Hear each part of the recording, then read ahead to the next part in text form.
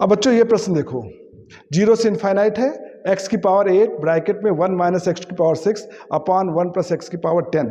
अब इस क्वेश्चन को करने के लिए बेटा, इसका सोल्यूशन निकालने के लिए इस क्वेश्चन को दो पार्ट में हम ब्रेक कर लेंगे। हम कैसे लिखेंगे? हम लिखेंगे 0 से इनफाइनाइट, ये हो जाएगा x की पावर 8 माइनस का, ये मल्टीप्लाई कर दो, x की पावर ऐड हो जाती हैं 8 प्लस 6, तो 8 प्लस 6 करोगे तो 8 प्लस 6 कितना हो जाएगा?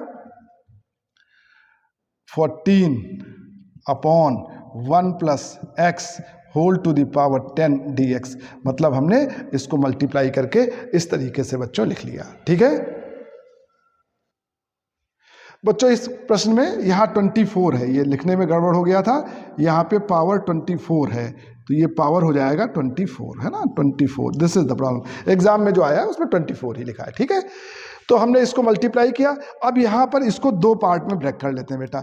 एक पार्ट में लिख लेते हैं इंटीग्रेशन 0 से infinite x to the power 8 upon 1 plus X to the power 24 dx। Okay, और ये माइनस साइन है, माइनस इंटीग्रेशन 0 से इनफाइनाइट, एक में हो जाएगा x to the power 14 upon 1 plus X to the power 24 dx। इसको इस तरीके से हमने एक बार इसके नीचे लिख लिया, माइनस करके एक बार इसके नीचे लिख लिया। और अब आप देखो ये क्या हो जाएगा, 0 से इनफाइनाइट। अब इसको तुम्हें क्या लिखना है?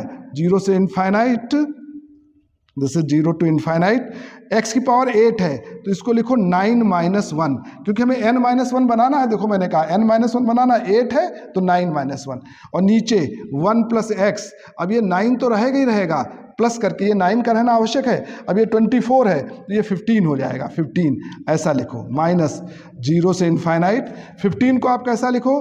15 को कैसा लिखेंगे? n माइनस 1 करके लिखना है, n माइनस 1 करके लिखना है ना।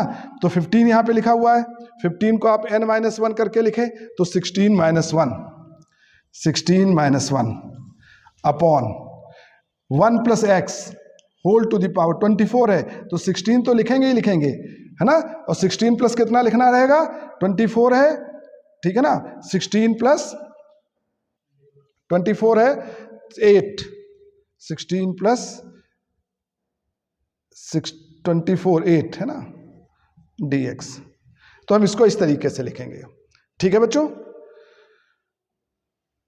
हमारा ये था x की पावर 8 अपॉन, बच्चों यहाँ x की पावर 14 है, थोड़ा सा सुधार लो क्वेश्चन में। यहाँ x की पावर बेटा 14 होगा, 14 होगा तो यहाँ पे लिखेंगे 15 माइनस 1, 15 माइनस 1 लिखेंगे तो यहाँ पे 15 हो जाएगा, 15 प्लस 9 हो जाएगा, 15 प्लस 9 हो जाएगा, है ना। क्वेश्चन को हमने इस प्रकार से एडजस्ट कर लिया।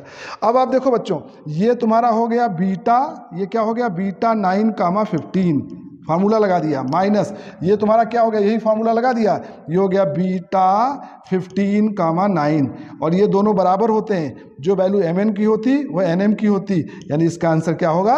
0 होगा। बीटा 9 15 का जो वैल्यू है वही बीटा 15 9 का वैल्यू है।